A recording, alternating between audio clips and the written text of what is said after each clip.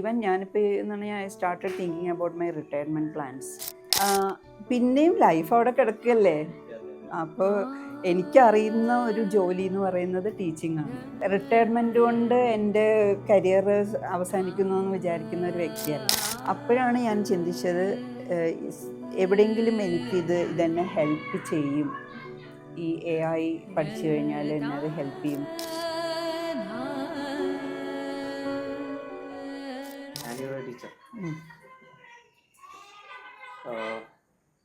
ടീച്ചറെ പറ്റിയിട്ട് ഞാൻ പറയുന്നില്ല. ടീച്ചറൊന്ന് ജസ്റ്റ് ഈ ഒരു നമ്മുടെ ഈ ഒരു കോഴ്സിലേക്ക് എത്തിയതും അതിൻ്റേതായിട്ടുള്ള കുറച്ച് കഥകളൊക്കെ ഒരുപാട് പറയാനുണ്ട്, നമ്മൾ നേരത്തെ ഡിസ്കസ് ചെയ്ത.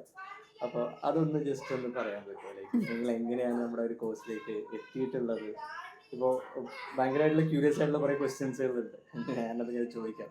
ജസ്റ്റ് എങ്ങനെയാണ് നമ്മുടെ ഈ ഒരു കോഴ്സിലേക്ക് ജോയിൻ ചെയ്യാൻ, അതുപോലെ നിങ്ങളുടെ ഒരു ബാക്ക്ഗ്രൗണ്ട് എന്തായിരുന്നു, എങ്ങനെ എത്തി എന്നുള്ളതൊക്കെ ഒന്ന് പറയാം. ഓക്കെ, ഇത് എന്നെ കണ്ടു കഴിഞ്ഞാൽ തന്നെ അറിയാം, I M A senior teacher. ഞാൻ ഇവിടെ അടുത്ത് തന്നെയുള്ള സെയിൻറ്റ് ആൻഡ് സീനിയർ സെക്കൻഡറി സ്കൂളിൽ PGT ബയോളജി ടീച്ചറാണ്. അപ്പോൾ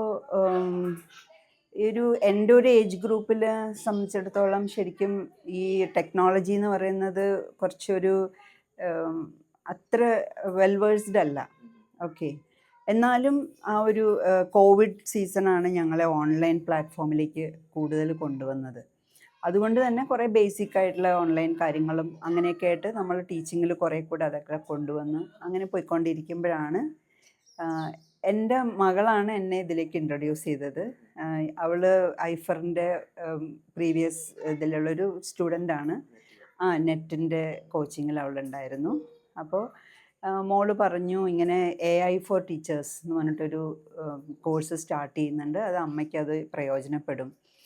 അപ്പം ഞാൻ ആദ്യം ഇതെങ്ങനെയാണ് എനിക്ക് പ്രയോജനപ്പെടുക എന്ന് വിചാരിച്ചു. കാരണം ഈ ആർട്ടിഫിഷ്യൽ ഇൻ്റലിജൻസിനെ കുറിച്ച് എനിക്ക് വലുതായിട്ട് ഞാൻ അതിനെക്കുറിച്ച് ചിന്തിച്ചിട്ടുണ്ടായിരുന്നില്ല. എന്നാലും മോൾ എൻ്റെ അടുത്ത് പറഞ്ഞു, ഫോഴ്സ്ഫുള്ളി എന്തായാലും അമ്മ റിട്ടയർ ചെയ്യാൻ പോവല്ലേ, sometimes after retirement this is going to benefit you എന്നായിരുന്നു അവളുടെ ഒരു നിർബന്ധം കാരണം ഞാൻ ഇതിൽ ജോയിൻ ചെയ്തു. പിന്നെ അത് കഴിഞ്ഞപ്പോൾ പിന്നെ വെയിറ്റിംഗ് ഫോർ ദ ക്ലാസ് കുറച്ച് ലേറ്റായല്ലോ നമ്മൾ സ്റ്റാർട്ട് ചെയ്യാൻ. അങ്ങനെ ക്ലാസ് സ്റ്റാർട്ട് ചെയ്ത് കഴിഞ്ഞ് ഫസ്റ്റത്തെ ക്ലാസ് അറ്റൻഡ് ചെയ്തപ്പോൾ സൈനുൽ സാറിൻ്റെ ക്ലാസ് ആയിരുന്നല്ലോ. അപ്പോൾ അതിനു മുമ്പ് ഞാൻ ChatGPT എന്നൊക്കെ കേട്ടിട്ടുണ്ടെങ്കിലും അതൊന്നും ഞാൻ ചിന്തിക്കേണ്ട കാര്യമല്ല എന്നാണ് ഞാൻ വിചാരിച്ചിട്ടുണ്ടായിരുന്നത്. പക്ഷെ സാറിൻ്റെ ആ ഒരു ക്ലാസ് കേട്ട് കഴിഞ്ഞപ്പോൾ അതിനകത്ത് എങ്ങനെയാണ് ഇത് ChatGPT ഡൗൺലോഡ് ചെയ്യേണ്ടത്, അതിനെ കൊണ്ട് എന്തൊക്കെ നമുക്ക് ചെയ്യാൻ പറ്റും എന്നൊക്കെയുള്ള സാറിന് പറഞ്ഞു തന്നു കഴിഞ്ഞപ്പോൾ ഞാൻ ഭയങ്കര ക്യൂരിയസ് ആയിട്ടാണ്, ഭയങ്കര ഇൻട്രസ്റ്റിംഗ് ആയിരുന്നു ആ സെഷൻ കേട്ടോ, ട്രൂലി സ്പീക്കിംഗ്. അപ്പോൾ അത് കഴിഞ്ഞ് ആ ക്ലാസ് എൻഡ് ചെയ്ത് കഴിഞ്ഞുകൊണ്ട് തന്നെ ഞാൻ എൻ്റെ എക്സൈറ്റ്മെൻറ്റൊക്കെ ഞാൻ വേഗം മെസ്സേജ് ചെയ്തിട്ടുണ്ടായിരുന്നു. അത് കഴിഞ്ഞ ഉടനെ തന്നെ ഞാനത് ഡൗൺലോഡ് ചെയ്തിട്ട് അപ്പം തന്നെ ഞാൻ ഇതിൻ്റെ ഒരു സ്പെസിമെൻ ചെയ്തു നോക്കി, ലെസൺ പ്ലാൻ ചെയ്തു നോക്കിയപ്പോൾ കൊള്ളാലോ, വേഗം കാര്യങ്ങളൊക്കെ കിട്ടി. പിന്നെ അങ്ങോട്ട് ഞാൻ അത് കഴിഞ്ഞിട്ടുള്ള എൻ്റെ ക്ലാസ്സസിൽ എൻ്റെ ക്ലാസ് ടെസ്റ്റുകൾ ഇതൊക്കെ എനിക്ക് സ്കൂളിൽ കിട്ടുന്ന ഒരു ചെറിയ ബ്രേക്കിലാണ് ഞാൻ വേഗം എടുത്തിട്ട് നെക്സ്റ്റ് പീരീഡിനുള്ള ഒരു 10 മാർക്സിൻ്റെ ചെറിയ പരീക്ഷകളൊക്കെ സെറ്റ് ചെയ്ത് നോക്കി. അപ്പോൾ എനിക്ക് ഭയങ്കര മനസ്സിലായി, ഓക്കെ, ChatGPT ഈസ് ഇൻട്രസ്റ്റിംഗ്. അത് കഴിഞ്ഞപ്പോൾ പിന്നെ മോഡ്യൂൾസ് വരാൻ തുടങ്ങിയപ്പോഴാണ് പിന്നെ ക്യാൻവ, പിന്നെ വേറെ എന്തൊക്കെയാണ്, അങ്ങനെ കുറേ ടൂൾസ്. ഓക്കെ, ഇങ്ങനെ ഒരുപാട് ടൂൾസ് ഉണ്ട്, അതിന് ഒരുപാട് സാധ്യതകളുണ്ടെന്ന് മനസ്സിലാക്കിയപ്പോൾ എനിക്ക് കൂടുതൽ താല്പര്യം തോന്നി. പിന്നെ ഞാൻ സ്റ്റാർട്ടഡ് യൂസിങ് ഇറ്റ് 1 by 1. പിന്നെ സാറിൻ്റെ പ്രോജക്ട്സ്, മിനി പ്രോജക്റ്റും പിന്നെ നമ്മുടെ ക്യാപ്സ്റ്റോൺ പ്രോജക്റ്റും ഒത്തിരി ഹെൽപ്പ് ചെയ്തു. അപ്പോൾ അതിൽ നിർബന്ധമായിട്ടും ഈ പല ടൂൾസ് ഉപയോഗിച്ച് വേണം ചെയ്യാമെന്ന് പറഞ്ഞപ്പോൾ അതിൽ പോയി. പിന്നെ അതിനെ ഹ്യൂമനൈസ് ചെയ്യുക എന്നൊക്കെയുള്ള അങ്ങനത്തെ ഓരോ സ്റ്റെപ്സ് ചെയ്യുമ്പോൾ it was really interesting. And I am really thankful to Aifer for giving such a platform opportunity for teachers, because teachers ആണല്ലോ അടുത്ത ജനറേഷനെ മോൾഡ് ചെയ്യുന്നത്. അപ്പോൾ അവർ തീർച്ചയായിട്ടും ഈ ഒരു അപ്ഡേഷൻ അവർക്ക് ആവശ്യമാണ്. ഓക്കെ, ഐ ഞാൻ തിങ്ക് വേറൊരു കാര്യം ചോദിക്കാൻ വിചാരിച്ചത്, ഇപ്പോൾ ഏകദേശം നെക്സ്റ്റ് ഇയർ റിട്ടയർഡ് ആവാന്ന് പറഞ്ഞു. ഓക്കെ, ഏകദേശം എൻ്റെ ഒരു ഡബിൾ പ്രായം ഉണ്ടാവും. എനിക്ക് അതിലൊരു ടീച്ചർ ആവാൻ പറ്റിയതിലൊരു ഭയങ്കരമായിട്ടൊരു പ്രൗഡ് മൊമെന്റ് ആണ് എനിക്ക്. ഞാനിവിടെ കയറിയ മുതൽക്ക് എനിക്ക് ആ ഒരു സാധനം ഇങ്ങനെ വീണ്ടും വീണ്ടും ഇങ്ങനെ കയറുന്നുണ്ട്. Thank you. അപ്പോ ഈ ഒരു സമയത്ത് ഇതെടുക്കാനുള്ള ഒരു കാരണം എന്താ? ലൈക്ക് എൻ്റെ കരിയർ, അല്ലെങ്കിൽ ഞാൻ അടുത്ത കൊല്ലം റിട്ടയർഡ് ആവാണ്, കരിയർ റിട്ടയർമെന്റ് സ്റ്റേജിലേക്ക് പോകുന്ന ഒരു സമയത്ത് എന്തുകൊണ്ടായിരിക്കും ഇങ്ങനെ ഒരു എടുക്കാനുള്ള ഒരു റീസൺ, അങ്ങനെ എന്തെങ്കിലും ലൈക്ക്? റീസൺ എന്ന് പറഞ്ഞു കഴിഞ്ഞാൽ ഞാൻ ആസ് എ പേഴ്സൺ ഇതോ റിട്ടയർമെൻറ്റ് കൊണ്ട് എൻ്റെ കരിയർ അവസാനിക്കുന്നു എന്ന് വിചാരിക്കുന്ന ഒരു വ്യക്തിയല്ല. Very good. ഓക്കെ, പിന്നെയും ലൈഫ് അവിടെ കിടക്കുകയല്ലേ. അപ്പോൾ എനിക്കറിയുന്ന ഒരു ജോലി എന്ന് പറയുന്നത് ടീച്ചിങ് ആണ്. ഇപ്പോഴാണെങ്കിലും ഞാൻ എൻ്റെ സ്കൂളിൻ്റെ ഉള്ളിൽ എനിക്ക് ഒരുപാട് ഓപ്പർച്യൂണിറ്റി ഉണ്ട്, ഒരുപാട് കാര്യങ്ങൾ ചെയ്യാൻ പറ്റാറുണ്ട്. അപ്പോൾ എൻ്റെ സ്റ്റുഡൻസിൻ്റെ ഒപ്പം നിൽക്കുക എന്നുള്ളതാണ് ഞാൻ എപ്പോഴും ശ്രദ്ധിക്കാറുള്ളത്. അപ്പം അതുകൊണ്ട് ഇനിയാണെങ്കിലും ഇപ്പോൾ ആഫ്റ്റർ റിട്ടയർമെൻറ്റ് എനിക്ക് എന്തെങ്കിലും ഓൺലൈൻ ക്ലാസ്സസ് എടുക്കാം, അങ്ങനെയൊക്കെയുള്ള ഓൺലൈനാണ് ഞാൻ കൂടുതലും ചിന്തിക്കുന്നത്. ലേണിംഗ് എന്നുള്ള ഒരു തീർച്ചയായിട്ടും. അപ്പോൾ ആ ഓൺലൈനിൽ എനിക്ക് കൂടുതൽ ഭംഗിയായിട്ട് ചെയ്യണമെങ്കിൽ ഞാൻ അതിനകത്ത് വരുന്ന അപ്ഡേഷൻസ് ഞാൻ മനസ്സിലാക്കിയിരിക്കണം. അപ്പോൾ ഈ കോഴ്സ് തന്നെ ശരിക്കും പറഞ്ഞു കഴിഞ്ഞാൽ അതിലേക്ക് ഒന്നും കൂടെ അതിനെക്കുറിച്ച് ആഴത്തിൽ ചിന്തിക്കാനായിട്ട് ഹെൽപ്പ് ചെയ്യുന്നുണ്ട്. ഇതിപ്പോ ഈ ഒരു കോഴ്സ് ചെയ്തതിന്റെ ശേഷം എനിക്ക് തോന്നുന്നു ലൈക്ക് ടീച്ചർ ഒന്ന് രണ്ട് ആളുകളെ നമുക്ക് വേണ്ടിയിട്ട് സജസ്റ്റ് ചെയ്തൊക്കെ തരുന്നുണ്ടായിരുന്നു പുതിയ കോഴ്സ്. അപ്പോൾ ഈ കോഴ്സ് ജോയിൻ ചെയ്തതിന്റെ ശേഷം ഉണ്ടായിരുന്ന ഒരു സ്റ്റാഫ് റൂം എക്സ്പീരിയൻസ് എന്താ? ലൈക്ക് സ്റ്റാഫ് റൂമിൽ എങ്ങനെയായിരുന്നു പിന്നെ ടീച്ചർ? യെസ്, അപ്പോൾ എനിക്ക് ശരിക്കും പറഞ്ഞു കഴിഞ്ഞാൽ എപ്പോഴും ഞാൻ ബബ്ലി പേഴ്സൺ കേട്ടോ. അപ്പോൾ ഞാൻ എന്തെങ്കിലും ഒരു കാര്യങ്ങൾ ഫൈൻഡ് ഔട്ട് ചെയ്ത് കഴിഞ്ഞാൽ ഞാനത് ഷെയർ ചെയ്യും എല്ലാവരുടെ അടുത്തും. അപ്പോൾ ഞാൻ ശരിക്കും പറഞ്ഞു കഴിഞ്ഞാൽ എല്ലാവരുടെ അടുത്തും ഇങ്ങനെ പറഞ്ഞെടുക്കും, ഞാനൊരു കോഴ്സിന് ചേർന്നിട്ടുണ്ട്, അതിന് ഇങ്ങനെയൊക്കെ കാര്യങ്ങളുണ്ട് എന്നുള്ളത് എനിക്ക് പറ്റുന്നിടത്തൊക്കെ ഞാൻ പറയാറുണ്ട്. പിന്നെ എനിക്ക് സർട്ടിഫിക്കറ്റ് കിട്ടിയപ്പോഴാണെങ്കിലും ആദ്യം ഞാനത് കൊണ്ടുപോയി കാണിച്ചത് എൻ്റെ പ്രിൻസിപ്പളിനെയാണ്. പ്രിൻസിപ്പളിന് ഭയങ്കര സന്തോഷമായി. അപ്പോൾ പിന്നെ എൻ്റെ ഫ്രണ്ട്സിൻ്റെ അടുത്തെല്ലാം ഞാനിങ്ങനെ പറഞ്ഞപ്പോൾ എല്ലാവർക്കും അത് ശരിക്കും ഞങ്ങൾക്കും അതിനെക്കുറിച്ച് അറിയണം. ഈവൻ ഞാൻ എൻ്റെ അടുത്തിരിക്കുന്ന ടീച്ചർക്ക് ഞാൻ അതിനെക്കുറിച്ച് പറഞ്ഞു കൊടുത്തു. ChatGPT ഇൻസ്റ്റാൾ ചെയ്തിട്ട് അതിനകത്ത് എന്താ ചെയ്യാൻ പറ്റുക. അപ്പോൾ എൻ്റെ അടുത്ത് പിന്നീട് ഒരു ദിവസം വന്നിട്ട് ആ ടീച്ചർ വന്നിട്ട് ചോദിച്ചു, മാം എനിക്ക് വേറെ എന്തെങ്കിലും കുറച്ച് കാര്യങ്ങളും കൂടെ പറഞ്ഞു തരുമോ എന്ന് ചോദിച്ചു എൻ്റെ അടുത്ത്. അപ്പം ഞാൻ പറഞ്ഞു അത് അത്രയും പഠിപ്പിക്കാനുള്ള അറിവ് എനിക്കില്ല, അപ്പോൾ ഇങ്ങനെയൊരു കോഴ്സാണ് ഞാൻ ചെയ്തത്, നിങ്ങൾക്ക് വേണമെങ്കിൽ അതിൽ ജോയിൻ ചെയ്യാനായിട്ട് എന്താ വേണ്ടതെന്ന് ഞാൻ അന്വേഷിക്കട്ടെ എന്ന് പറഞ്ഞു. അതുപോലെ തന്നെ വാല്യുവേഷൻ ക്യാമ്പിൽ പോയപ്പോഴാണ് ഞങ്ങൾക്ക് CBSEയുടെ ഈ വാല്യുവേഷൻ, അപ്പം ഞാൻ അതിനകത്ത് അസിസ്റ്റൻറ്റ് ഹെഡ് എക്സാമിനറിൻ്റെ പോസ്റ്റായിരുന്നു എനിക്ക്. അപ്പം ഞങ്ങൾക്ക് ഇതിൻ്റെ റിപ്പോർട്ട് കൊടുക്കണം. ആ ഒരു ക്വസ്റ്റ്യൻ പേപ്പർ അനലൈസ് ചെയ്തിട്ട് അതിനകത്ത് എന്തൊക്കെയായിരുന്നു അതിനകത്ത് മെറിറ്റ്സ് ആൻഡ് ഡിമെറിറ്റ്സ്, നമ്മൾ സ്റ്റുഡൻസിന് അത് എത്രത്തോളം ഹെൽപ്പ് ചെയ്തു, അങ്ങനെ നമുക്കൊരു ഡീറ്റെയിൽ റിപ്പോർട്ട് കൊടുക്കണം. അപ്പം ഞാൻ എന്താ വെച്ച് കഴിഞ്ഞാൽ ഓരോ ഗ്രൂപ്പ് വൈസ് ആണ്, 3 ഗ്രൂപ്പായിട്ടാണ് ഞങ്ങൾ ചെയ്യുക. അപ്പോൾ അവരുടെ അടുത്തുനിന്ന് ഓരോരുത്തരുടെ അടുത്തുനിന്നും ഇതിൻ്റെ കാര്യങ്ങൾ കളക്ട് ചെയ്തിട്ട് എന്നിട്ട് ഞാൻ പിന്നെ അതിനെ ഒരു നല്ല റിപ്പോർട്ടായിട്ട് സബ്മിറ്റ് ചെയ്തു. അപ്പോഴും എനിക്ക് ശരിക്കും പറഞ്ഞു കഴിഞ്ഞാൽ ഭയങ്കര ഒരു സന്തോഷം തോന്നി. ഇങ്ങനെ അതിൻ്റെ ഓരോ കാര്യങ്ങളും നല്ല ഭംഗിയായിട്ട് അത് സബ്മിറ്റ് ചെയ്യാൻ പറ്റി. അപ്പോൾ എൻ്റെ അടുത്ത് കൂടെ ഉണ്ടായിരുന്ന വേറെ ടീച്ചേഴ്സ് ചോദിച്ചു, ഇതെങ്ങനെയാണ് ഇതിങ്ങനെ ചെയ്തത്. ഞാൻ അടുത്ത് അപ്പം തന്നെ റിപ്പോർട്ട് വേണമെന്ന് പറഞ്ഞ ഒരു ഹാഫ് ആൻ അവറിൽ എൻ്റെ ശരിക്കുള്ളൊരു ഫോർമാറ്റ് റെഡി ആയി കഴിഞ്ഞു. അതിൻ്റെ പ്രിൻ്റ് ഔട്ട് എടുത്ത് കൊടുത്തു കഴിഞ്ഞു, ഞങ്ങളുടെ നോഡൽ ഓഫീസറിന് കൊടുത്തു കഴിഞ്ഞു. അപ്പോഴാണ് വേറെ കൂടെ ഉണ്ടായിരുന്ന ടീച്ചേഴ്സ് ചോദിച്ചു, എങ്ങനെ ഇത്ര വേഗം ഇത്ര ഭംഗിയായിട്ട് ചെയ്യാൻ പറ്റിയെന്ന് ചോദിച്ചപ്പോൾ അവരെയാണ് ഞാൻ അവരാണ് പിന്നീട് ഞങ്ങളുടെ ക്യാമ്പൊക്കെ കഴിഞ്ഞ് വന്ന ശേഷം എന്നെ വിളിച്ചിട്ട് പറഞ്ഞു, മാം അന്ന് പറഞ്ഞ കോഴ്സിൻ്റെ ഡീറ്റെയിൽസ് ഒന്ന് തരുമോ എന്ന് ചോദിച്ചപ്പോഴാണ് ഞാൻ സിറാജ് സാറിനായിട്ട് കോണ്ടാക്ട് ചെയ്യാൻ പറഞ്ഞത്. പിന്നെ ഇതിന് മുമ്പുള്ള ഒരു ടീച്ചിങ്ങും ഇപ്പോൾ ഒരുപാട് കാലമായില്ലേ ടീച്ചിങ് പ്രൊഫഷൻ, ഏകദേശം എത്ര കാലം? ഏകദേശം എന്ന് പറഞ്ഞു കഴിഞ്ഞാൽ I told you know 90s ഞാൻ സ്റ്റാർട്ട് ചെയ്തു. 89 BEd കഴിഞ്ഞതാണ് ഞാൻ. അപ്പം തൊട്ട് പിന്നെ ടീച്ചിങ് ഫീൽഡിൽ തന്നെയാണ്. അപ്പോൾ എല്ലാ ഒരുപാട് കാലഘട്ടങ്ങളിൽ കൂടെ വന്നു. അപ്പോൾ അറൗണ്ട് 32 to 40 years-ആയി ഞാൻ ഈ ഫീൽഡിലായിട്ട്. അപ്പോഴത്തെ ഒരു ടീച്ചിങ്ങും ഇപ്പോഴത്തെ ഒരു ടീച്ചിങ്ങും തമ്മിലുള്ള ഒരു മാറ്റമായിട്ട് എന്താ ഫീൽ ചെയ്യുന്നത്? ഈ ഒരു ടെക്നോളജിയിലും അതുപോലെ without that those kinds of technology എങ്ങനെയാണ് ഇത് ഫീൽ ചെയ്യുന്നത്? അത് ശരിക്കും പറഞ്ഞു കഴിഞ്ഞാൽ അത് നമ്മൾ ഡിസ്കസ് ചെയ്യുമ്പോൾ അതിൻ്റെ മെറിറ്റ്സും ഡിമെറിറ്റ്സും പറയേണ്ടി വരും തീർച്ചയായിട്ടും. കാരണം അപ്പോഴത്തെ സ്റ്റുഡൻസും ഇപ്പോഴത്തെ സ്റ്റുഡൻസും തമ്മിൽ വ്യത്യാസമുണ്ട്. ഇപ്പോഴത്തെ സ്റ്റുഡൻസിന്റെ കൂടെ നിൽക്കണം എന്നുണ്ടെങ്കിൽ നമുക്ക് നമ്മൾ അപ്ഡേറ്റ് ചെയ്യണം. അന്നത്തെ സ്റ്റുഡൻസിൻ്റെ കൂടെ നിൽക്കുമ്പോഴും ടീച്ചർ എന്ന് പറഞ്ഞു കഴിഞ്ഞാൽ അവർ എപ്പോഴും പഠിക്കുകയും അറിവ് ഉണ്ടായിരിക്കണം, എന്നാലേ മാത്രമേ നമുക്ക് പകർന്നു കൊടുക്കാൻ സാധിക്കുള്ളൂ. പക്ഷെ അന്നത്തെ കുട്ടികൾ എന്ന് പറഞ്ഞു കഴിഞ്ഞാൽ ലൈബ്രറി റെഫർ ചെയ്യുന്നു, മോർ ടൈം ഉണ്ടായിരുന്നു. അവരുടെ സിലബസ് ഇത്രയും ഇതുപോലത്തെ സിലബസ് അല്ല അന്ന്. അവർക്ക് കുറച്ചും കൂടി ടൈം ഉണ്ടായിരുന്നു റെഫറൻസിനും ഒക്കെ. പക്ഷെ ഇപ്പോൾ എന്ന് പറഞ്ഞാൽ സിലബസും വാസ്റ്റാണ്. അവർക്ക് അത്രയും കാര്യങ്ങൾ ആക്സസ് ചെയ്യണമെങ്കിൽ അവർക്കും അപ്ഡേഷൻ വേണം. അവർക്ക് പറഞ്ഞു കൊടുക്കാനായിട്ട് ഇന്ന സ്ഥലത്ത് ഇന്ന ഇതിൽ പോയി കഴിഞ്ഞാൽ കിട്ടുമെന്ന് പറഞ്ഞു കൊടുക്കാൻ ആ പഠിപ്പിക്കുന്ന ടീച്ചർക്കും അറിയണം.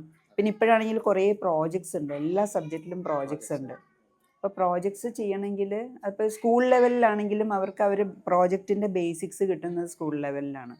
പിന്നെ അവർ പ്രൊഫഷണൽ കോളേജിൽ പോകുമ്പോൾ അതിൻ്റെ വേറെ ഹയർ ലെവലിൽ അവർ ചെയ്യും. അപ്പോൾ അവരുടെ ഒരു ഇങ്ങനെയൊക്കെയാണ് അതിൻ്റെ സ്റ്റെപ്സ് എന്നുള്ളത് പഠിപ്പിച്ചു കൊടുക്കുമ്പോൾ അപ്പോൾ ആ ഒരു ടീച്ചിങ് ലേണിംഗ് പ്രോസസ്സ് ഒത്തിരി മാറിയിട്ടുണ്ട്.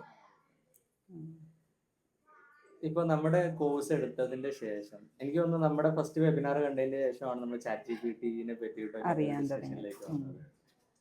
ഒരു പോസ്റ്റ് ഈ ഒരു കോഴ്സ് കഴിഞ്ഞതിന്റെ ശേഷം ലൈക്ക് ഏതാണ് നല്ല ടൂളായിട്ട് ഫീൽ ചെയ്യുന്നത്? അങ്ങനെ ചോദിച്ചു കഴിഞ്ഞാൽ ശരിക്കും ഞങ്ങൾക്ക് വേറെ ഒരുപാട് ടൂൾസിൽ ഇപ്പോൾ ഉപയോഗിക്കേണ്ടി വന്നിട്ടില്ല. ChatGPT ആണ് ഞാൻ കൂടുതൽ ഉപയോഗിച്ചിട്ടുള്ളത്. പിന്നെ ഞാൻ പറഞ്ഞില്ലേ പ്രോജക്റ്റിന് വേണ്ടിയിട്ടാണ് ഞാൻ അതിൽ ക്യാൻവ യൂസ് ചെയ്തിട്ടുണ്ടായിരുന്നു. പിന്നെ അങ്ങനെ ചോദിച്ചു കഴിഞ്ഞാൽ ഇപ്പോൾ അത് റെക്കോർഡ് ചെയ്യണ്ട കേട്ടോ.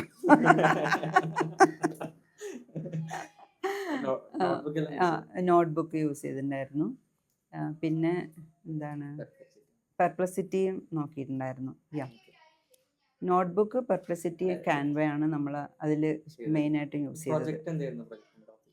പ്രോജക്റ്റിൽ ഞാൻ എൻ്റെ ബയോടെക്നോളജിയാണ് എനിക്ക് ഇഷ്ടമുള്ള ടോപ്പിക്ക് ബയോളജിയിൽ.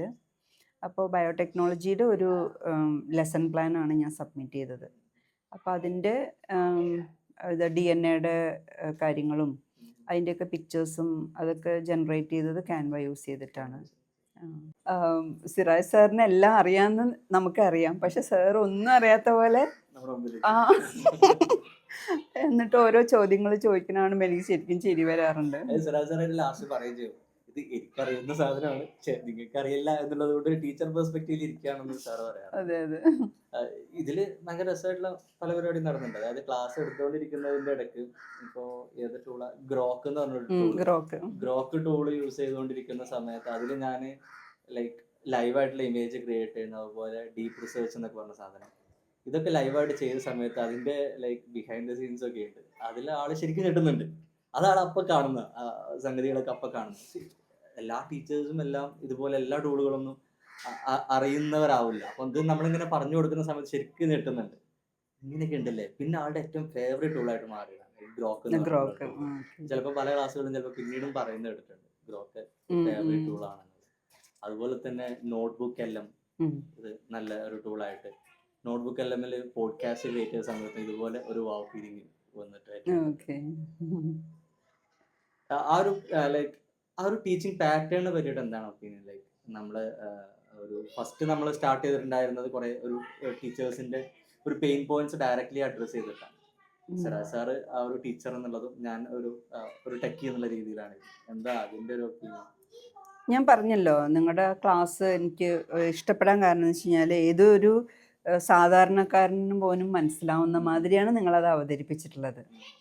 അപ്പോൾ അത് കഴിഞ്ഞിട്ട് സാർ അതിനകത്തുള്ള ഡീറ്റെയിൽസ് പറയുമ്പോൾ നമുക്ക് തന്നെ സ്ക്രീനിൽ പോയിട്ട് അത് ഓപ്പൺ ചെയ്ത് അപ്പം തന്നെ അതിൻ്റെ എന്തൊക്കെയാണ് അതിനകത്തുള്ള ഡീറ്റെയിൽസ്, എന്ത് പ്രോംപ്റ്റ്സ് ആണ് കൊടുക്കേണ്ടത്, അതൊക്കെ പറയുമ്പോൾ എനിക്കത് വളരെ യൂസ്ഫുൾ ആയിട്ടാണ് തോന്നിയിട്ടുള്ളത്.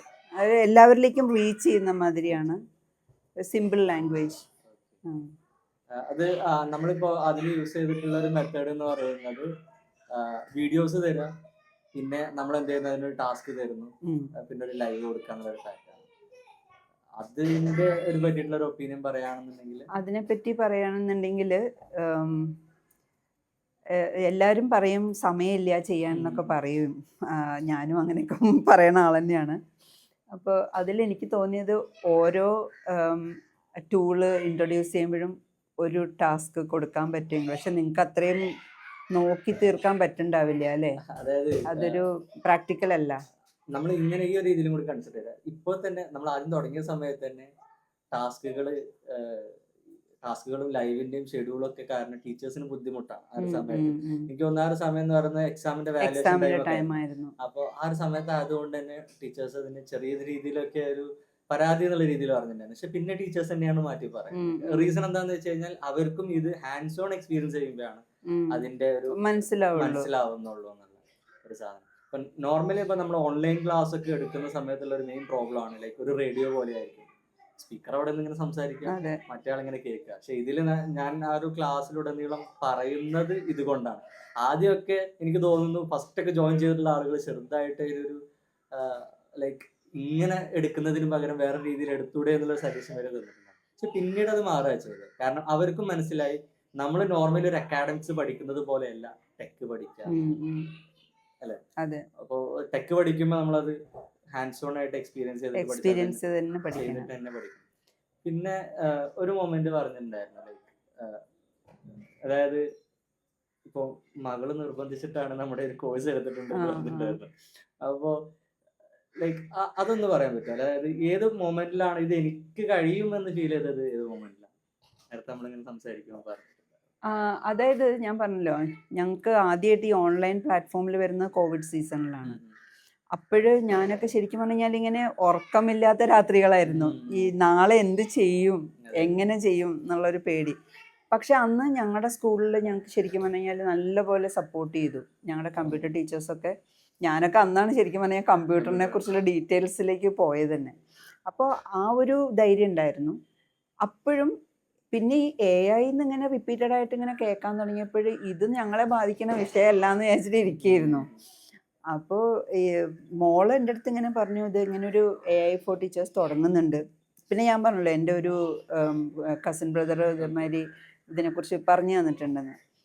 അപ്പോൾ അപ്പോഴും ഞാൻ വിചാരിച്ചു, എനിക്ക് മടിയായിരുന്നു ഇതിനു വേണ്ടി ടൈം കളയണോ, ഇനിയിപ്പോൾ പഠിച്ചിട്ട് ഞാൻ എവിടെയാണ് അപ്ലൈ ചെയ്യേണ്ടത് എന്നൊക്കെ അങ്ങനെയൊക്കെ ചിന്തിച്ചിട്ടുണ്ട്. പക്ഷേ പിന്നെ ഞാൻ പറഞ്ഞു, അവൾ എന്നെ റിപ്പീറ്റഡ്ലി അമ്മ ഇപ്പം ചേർന്നില്ലെങ്കിൽ ഈ കോഴ്സിൻ്റെ ടൈം കഴിയും, പിന്നെ അഗെയിൻ ഇത് കഴിഞ്ഞിട്ട് അടുത്തത് വരുമ്പോഴത്തേക്കും ടൈം അങ്ങ് പോകും എന്ന് പറഞ്ഞിട്ട്. അപ്പോൾ ഈവൻ ഞാനിപ്പോൾ എന്ന് പറഞ്ഞാൽ I started thinking about my retirement plans. അപ്പോഴാണ് ഞാൻ ചിന്തിച്ചത്, എവിടെയെങ്കിലും ഇതെന്നെ ഹെൽപ്പ് ചെയ്യും, ഈ AI പഠിച്ചു കഴിഞ്ഞാൽ എന്നെ അത് ഹെൽപ്പ് ചെയ്യും. കാരണം ഇനിയിപ്പോൾ അപ്പം അവളാണെങ്കിൽ ഞാൻ ഇനിയിപ്പോൾ ജോലി കിട്ടി എവിടെയെങ്കിലും പോയി കഴിഞ്ഞാൽ പിന്നെ അമ്മയുടെ അടുത്ത് ആരും ഉണ്ടാവില്ല കേട്ടോ അതിനു വേണ്ടി പറയാനെന്നുള്ള ഭീഷണിയും ഉണ്ടായിരുന്നു. അപ്പോൾ അങ്ങനെ ഒരു പോയിന്റിൽ വെച്ചാൽ മെയിനായിട്ട് നമ്മുടെ സർവൈവൽ, നമ്മുടെ എക്സിസ്റ്റൻസ്, അത് തന്നെയാണ് ഒരു മെയിനായിട്ടുള്ള കാര്യം. അപ്പം നമ്മൾ ഒരു ടീച്ചർ എന്ന് പറയുമ്പോൾ എപ്പോഴും കുട്ടികളോട് നമ്മൾ എങ്ങനെ ഇമ്പ്രൂവ് ചെയ്യാം എന്നാണല്ലോ എപ്പോഴും പറഞ്ഞുകൊണ്ടിരിക്കുന്നത്. സോ നമ്മൾ സ്വയം ഇമ്പ്രൂവ് ചെയ്തില്ലെങ്കിൽ അതിലൊരു അർത്ഥമില്ല. നമ്മൾ അവരെ അഡ്വൈസ് ചെയ്യും, നമ്മളൊന്നും ചെയ്യാതിരിക്കുകയും. സോ ഒരു പറഞ്ഞ മാതിരി ന്യൂ ജനറേഷന് ഫിറ്റ് ആവുന്ന മാതിരത്തെ ഒരു ടീച്ചറാവാൻ ഞാൻ അങ്ങനെ തീരുമാനിച്ചു. ന്യൂ ജൻ ടീച്ചറാവാൻ തീരുമാനിച്ചു. ഇതിലിപ്പോ ഇനീഷ്യലി ആദ്യമൊക്കെ ഒരു ലെസൺ പ്ലാൻ ചെയ്യുക അല്ലെങ്കിൽ ക്വസ്റ്റ്യൻ ക്രിയേറ്റ് ചെയ്യുക എന്ന് പറയുമ്പോൾ ഉണ്ടാവുന്ന ഒരു ടൈമും ഇപ്പോഴത്തെ ഒരു ടൈമും ഒക്കെ കൺസിഡർ ചെയ്യുകയാണെങ്കിൽ അതിൻ്റെ ഒരു ഡിഫറൻസ് പറഞ്ഞാൽ? നല്ല ഡിഫറൻസ് ഉണ്ട്. ഓക്കെ, ഇപ്പോൾ ഇനീഷ്യലി മുൻകാലങ്ങളിലൊക്കെ നമ്മൾ ലെസൺ പ്ലാൻ സബ്മിറ്റ് ചെയ്യുക എന്ന് പറയുമ്പോൾ ഇരുന്ന് ആലോചിക്കണം. അപ്പോൾ അതിനുള്ള ആക്ടിവിറ്റി എന്താ കൊടുക്കേണ്ടത്. എക്സ്പീരിയൻസ് കൂടുന്തോറും നമ്മൾക്ക് ഓരോ വർഷം ചെയ്തതിനെക്കുറിച്ച് കോറിലേറ്റ് ചെയ്ത് നമ്മൾ അങ്ങനെ പോകും. പക്ഷെ എന്നാലും നമ്മുടെ വീട്ടിലെ പണികളെല്ലാം കഴിഞ്ഞിട്ടാണ് ഇതിനു വേണ്ടി ഇരിക്കുക. ഏകദേശം എത്ര സമയം? 1 മണിയൊക്കെ ആവും രാത്രി. രാത്രി 1 മണിയാവും. 1 മണി വരെയൊക്കെ ഇരുന്നിട്ടാണ് സ്കൂളിൽ, കാരണം കറക്ഷൻ വർക്ക്, പിന്നെ നെക്സ്റ്റ് ഡേയിലേക്കുള്ള പ്രിപ്പറേഷൻ. അതിപ്പോൾ എത്ര എക്സ്പീരിയൻസ് ഉണ്ടെന്ന് പറഞ്ഞു കഴിഞ്ഞാലും നമ്മൾ പ്രിപ്പയർ ചെയ്യാണ്ട് പോകാൻ പറ്റില്ല. അത് ഞാൻ 12th എടുക്കുമ്പോഴെന്ന് പറഞ്ഞു കഴിഞ്ഞാൽ അതിലെന്തെങ്കിലും അപ്ഡേഷൻ നമുക്ക് ചെയ്യേണ്ടി വരും. ഇപ്പോൾ ഇതിപ്പോൾ ഞങ്ങൾ ഈ വർഷമാണ് ഇനി ഞങ്ങളിത് കൂടുതൽ യൂസ് ചെയ്യാൻ പോകുന്നത്, ഈ പ്രസൻറ്റ് അക്കാഡമിക് ഇയറിൽ.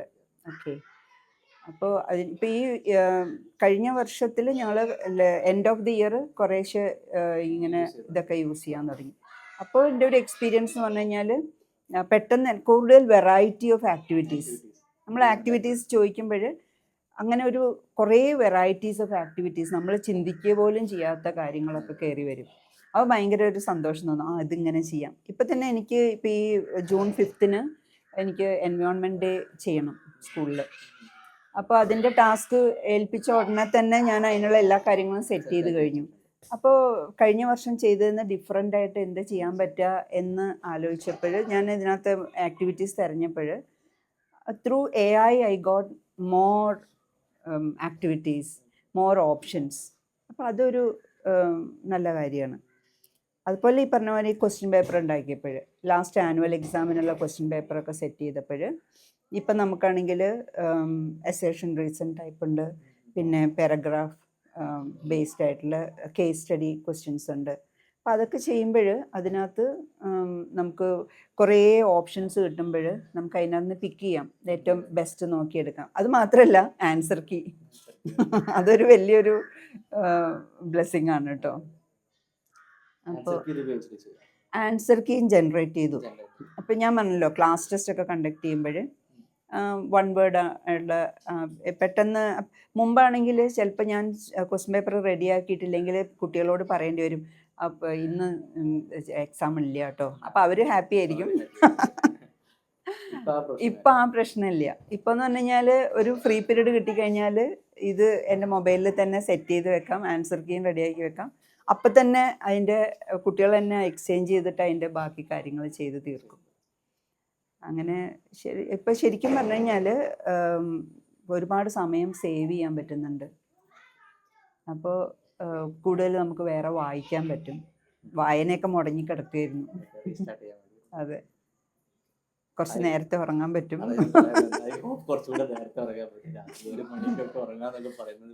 ശരിക്കും അത് പിന്നെ അതൊരു റുട്ടീനായി മാറി ടീച്ചേഴ്സ്. ഞാനും പലപ്പോഴും ടീച്ചേഴ്സായിട്ട് ഇന്ററാക്ട് ചെയ്യുന്ന സമയത്ത് അവരും പറയാറുണ്ട്, അതായത് ഇപ്പോൾ വീട്ടിൽ കാര്യങ്ങളൊക്കെ കഴിഞ്ഞിട്ട് ഇതിലേക്ക് ഇരിക്കുന്ന ഒരു ടൈം എന്ന് പറയുന്നത് 11 മണി 12 മണി. ചെറിയ മക്കളൊക്കെ ഉള്ള ടീച്ചേഴ്സ് ആണെന്നുണ്ടെങ്കിൽ പറയാൻ വേണ്ട, കാരണം ആ ഒരു സമയമാകുമ്പോൾ ചിലപ്പോൾ കിടക്കാൻ പോകുന്ന സമയത്ത് കുട്ടി എണീക്കും കൂടെ ചെയ്ത് തീർച്ചയായിട്ടും ഒന്നും പറയേണ്ടി വരില്ല. അപ്പൊ ആ രീതിയിലൊക്കെ ലൈക്ക് പല ടീച്ചേഴ്സിന്റെ അങ്ങനത്തെ എക്സ്പീരിയൻസുകളൊക്കെ പറയുന്നത് കേട്ടിട്ടുണ്ട്.